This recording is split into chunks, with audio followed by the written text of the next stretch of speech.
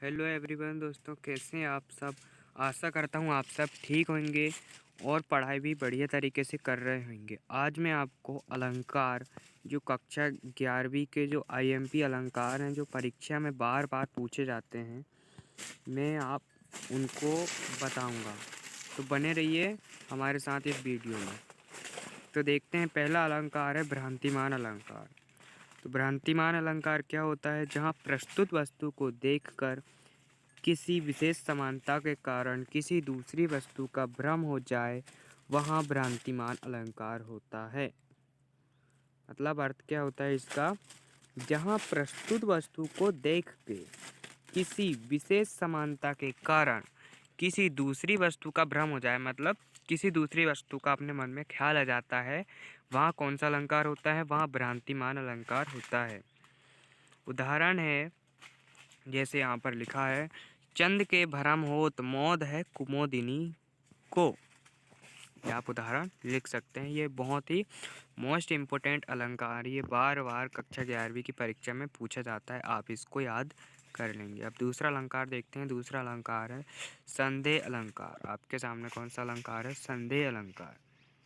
तो इसकी परिभाषा क्या होगी? जहाँ रूप, रंग और गुण की समानता के कारण किसी वस्तु को देखकर यह निश्चय न हो कि यह वही वस्तु है, वहाँ संदेह अलंकार होता है। मैं आशा करता हूँ कि आप इसका अर्थ समझ गए होंगे। इसका अर्थ यह है कि जहाँ रूप, रंग और गुण की समानता के कारण किसी वस्तु को देखकर यह निश्चय न हो कि यह वही वस्तु है, वहाँ संदेह अलंकार होता है। मतलब अपने को संदेह रहता है कि यही वो अलंकार है कि नहीं। उदाहरण है, जैसे सारी बीच नारी है, नारी बीच सारी है, कि सारी ही की नारी है, कि नारी ही की सारी है। ये हो गया इसका उदाहरण। एक और उदाहरण है, ये नीचे दिया गया है, देख सकते हैं, ये नीचे उदाहरण है। आगे बढ़ते हैं दोस्तों, देखते हैं विरोधाभास अलंकार। ये थोड़ी फोटो है जो ब्लर हो गई है, मैं आशा करता हूँ कि आप समझ लोगे। इसकी विरोधाभास अलंकार है, जहाँ किसी पदार्थ, गुण या क्रिया में वास्तविक विरोध न होते हुए भी विरोध का आभास हो, वहाँ पर विरोधाभास अलंकार होता है। ये हो गया विरोधाभास अलंकार की परिभाषा। जहाँ किसी पदार्थ, गुण या क्रिया में वास्तविक विरोध न होते हुए भी विरोध का आभास हो, वहाँ पर कौन सा अलंकार होता है? वहाँ पर विरोधाभास अलंकार होता है। उदाहरण ये वाला सेकंड नंबर वाला आप देख लेना। उदाहरण ये, मैं निज रोदन में राग लिए फिरता हूँ, शीतल वाणी में आग लिए फिरता हूँ। यहाँ पर विरोध का आभास हो रहा है, वास्तविक विरोध तो नहीं है, पर विरोध उत्पन्न हो रहा है, आभास हो रहा है। चौथा अलंकार है ये अपहुति अलंकार।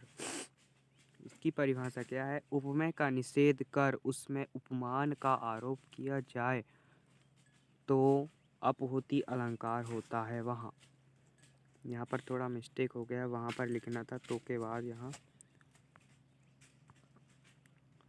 उपमेय का निषेध कर उसमें उपमान का आरोप किया जाए, वहाँ अपहुति अलंकार होता है। अपहुति का अर्थ होता है छिपाना, मतलब किसी भी वस्तु को छिपाया जाता है।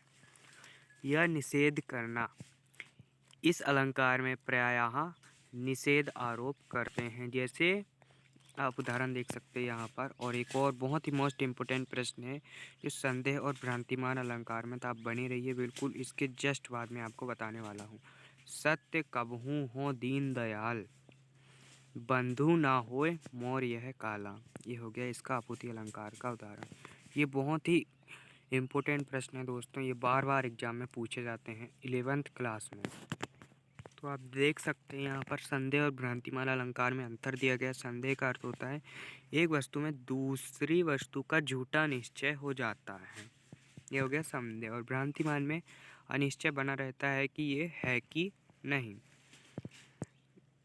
दूसरा है, इसमें स्वयं दूर नहीं कर पाते हैं, संदेह दूर नहीं हो पाता है, मतलब भ्रम दूर नहीं हो पाता। यहाँ पर थोड़ा मिस्टेक हो गया है, इसमें भ्रम दूर नहीं हो पाता है, इसमें संदेह कर लेते हैं, है ना कि नहीं।